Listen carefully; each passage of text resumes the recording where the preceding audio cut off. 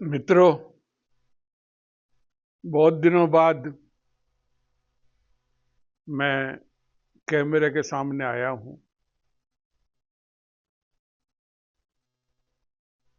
उम्मीद है आपने दिवाली का त्योहार बड़े धूमधाम से मनाया होगा। कुछ समझ में नहीं आ रहा था क्या बोलें, लेकिन मेरे पोते ने और उसके नई पीढ़ी के जो आप जैन जी बोलते हो उसके साथियों ने कुछ सवाल पूछे कि नई पीढ़ी का बिहार चुनाव में क्या रोल होना चाहिए। मैं आपको अपनी समझ से बताना चाहता हूं कि आज किसी भी बड़े प्रदेश में चुनाव होता है, उसका संबंध करीब करीब पूरे देश से होता है। खास तौर से इसलिए कि इस देश में एक ऐसी समस्या चल रही है कि कुछ लोग तरह तरह से देश को कमजोर करने के लिए और देश को तोड़ने के लिए बहुत आतुर है। आपने देखा होगा कि पहली बार जहां लोग देश को तोड़ने के लिए आतुर हैं, वहीं देश को बचाने वाले भी बहुत मुखर हुए हैं। यहां तक कि जब कोई सुप्रीम कोर्ट तक का फैसला उन्हें लगता है कि देश हित में पूरा नहीं पड़ता है, तो उसकी भी आलोचना करने में लोग पीछे नहीं हट रहे। देश के हित के लिए बोलना कोई अपराध नहीं है, बोलना चाहिए। खास तौर से जो आंदोलन और जो क्रांतियां बांग्लादेश में, नेपाल में आदि जगह हुई हैं, उसके संदर्भ में नई पीढ़ी को बहुत जागरूक, सतर्क और सावधान रहना आवश्यक है। अब आप कहेंगे कि हम क्या कर सकते हैं। आप सोए रहे तो देश बर्बाद होगा।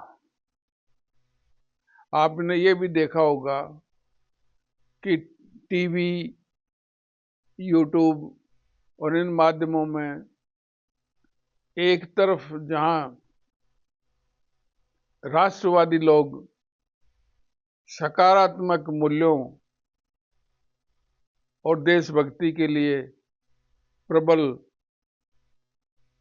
अपने भावनाएं प्रकट कर रहे हैं, वहां दूसरी ओर एक दर्जन से ज्यादा ऐसे पत्रकार हैं जो देश के खिलाफ षड्यंत्र करने के लिए अमेरिका तक पहुंच रहे हैं, वहां डेरा डाले हुए हैं। वो चाह रहे हैं कि किस तरह से देश विरोधी ताकतों के मोहरे बने। वो अपने स्वार्थ सिद्ध करना चाहते हैं, चाहे देश का नुकसान हो जाए। अब पहले तो मैं आपको ये बताना चाहता हूं कि दूर बैठे, बिहार से दूर हूं, जयपुर में हूं, लेकिन मैं आज भी दावे से कह रहा हूं कि बिहार में देश समर्थक ताकतें जीतेंगी, विजयी होंगी और प्रभावी होंगी। ये पहली बार देखने को मिलेगा कि अपने स्वार्थों से हटके लोग ये देख रहे हैं कि देश का भला किसमें है। पहली बार लोग ये सोच रहे हैं कि देश बचेगा तो हम बचेंगे, देश पहले हम बाद में। क्योंकि देश हम सारे हित से अलग नहीं है, देश का और हमारा हित जुड़ा हुआ है। अब गुमराह करने वाले तो खूब हैं। एक अति उत्साही नेता है बिहार का, जो कह रहा मैं हर परिवार से एक नौकरी दे दूंगा। लोगों ने गणना की तो पाया कि करीब 40-50 लाख करोड़ से ऊपर का बजट चाहिए हर घर से एक आदमी को नौकरी देने के लिए। हर घर से भी एक नहीं दे पाए तो दो घर में से भी एक को नौकरी दें तो भी ये बजट बनता है। अब 40-50 लाख करोड़ का बजट एक स्टेट, बिहार जैसे स्टेट के लिए असंभव है, लेकिन बोले जा रहे। लोगों को गुमराह करने में क्या जाता है। कुछ लोग, वो कहावत है कि झूठ बोलो, झूठ को बार बार बोलो, 100 बार बोलो, कुछ लोग तो उसके चक्कर में आ ही जाएंगे। कुछ लोगों को चक्कर में लेने के लिए वो सबको बोल रहे हैं। और आश्चर्य की बात यह है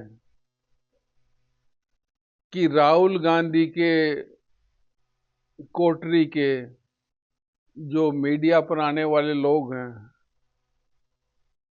वो भी इस उनका दुस्साहस देखिए, वो समर्थन कर रहे कि हाँ ये संभव है। हमने देख लिया, तेजस्वी बार बार कह रहा है कि हमने योजना बना ली है। अरे पहले बताओ सही, 50 लाख करोड़ कहां से लाओगे? जिस देश का बजट, जिस प्रदेश का बजट है, उससे चौथाया भी नहीं है। और इसको जो बहुत ताकत लगा के सवाया कर सकते हो,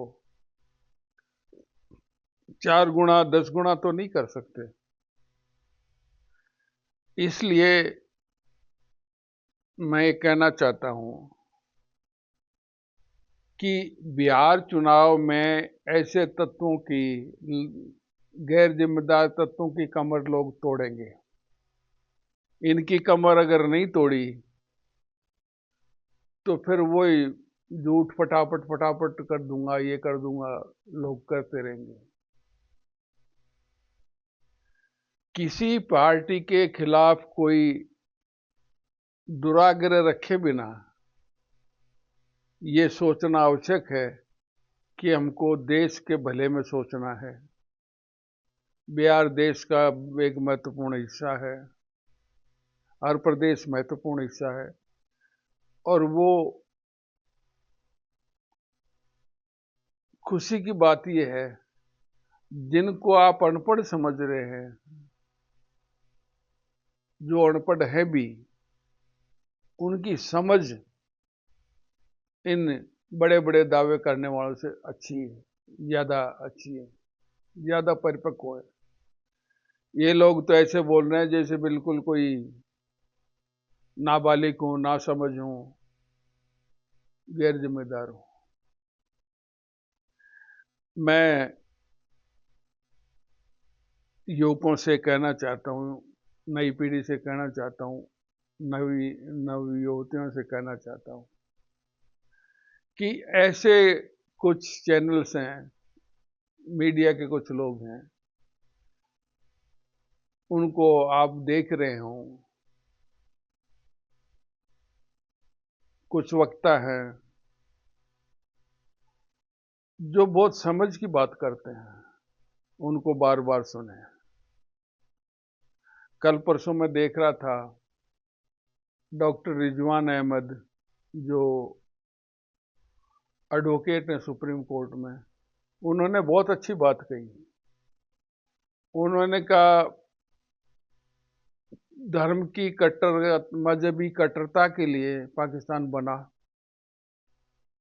और ऐसे जो देश बने जिन्होंने कट्टरता के आधार पर आगे जाना चाहा, वो कैसे बर्बाद हुए हैं। वहां सुख चैन का तो कोई नाम ही नहीं है।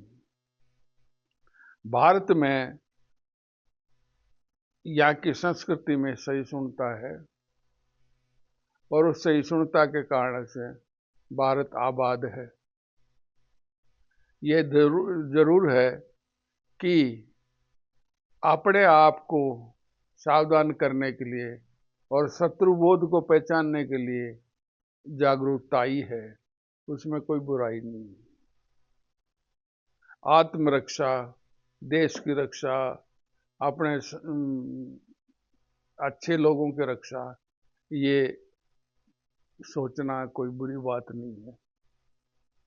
अब मैं आपको अंत में बहुत संक्षेप में यही कहना चाहता हूं कि जहां आप समझ रहे होंगे कि बिहार में ये लोग हो सकता है कामयाब होंगे, नहीं होंगे, मुझे बहुत भरोसा बना है इस देश के कम पढ़े लोगों पर जो व्यवहारिक जिंदगी में ज्यादा समझदार हैं।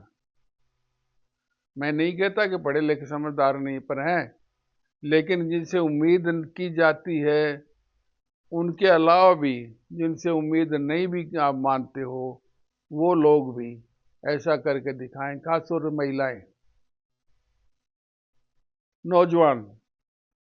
नौजवान चाहते तो हैं कि उनको नौकरियां मिलें, लेकिन झूठे बुलावे में वो नहीं आना चाहते। अब चुनाव नजदीक है, रिजल्ट आएंगे, तब आप देखना कि कैसे एक प्रैक्टिकल विजडम है वो काम करेगी और बिहार में सकारात्मक लोग जीतेंगे और देश की सकारात्मक शक्तियां जीतेंगी और हमारा विश्वास प्रबल होगा कि देश मजबूती की ओर चल रहा है। देश मजबूत हाथों में है और मजबूत हाथों को हमें और मजबूत करना है। नई पीढ़ी को ये जिम्मेवारी इसलिए आवश्यक है कि आज सरकार से हम बहुत जुड़ गए हैं। मेरे बचपन में देखा है मैंने कि सरकार से एक ही रिश्ता था कि जब पटवारी लगान लेने आता था तब गांव वालों को पता होता था कि सरकार का नाम क्यों। बिजली, पानी, सड़क कोई नहीं था मेरे बचपन में भी। बहुतों को यह अनुभव होगा। आज हम 24 घंटे सैकड़ों मामलों में सरकार से इतने जुड़ गए हैं कि हमको सरकार कौन सी बन रही है ये रुचि लेना जरूरी है। इसलिए सावधान रहिए, देश की सरकार को बनाने में अपना सकारात्मक सहयोग दीजिए। धन्यवाद। जय हिंद।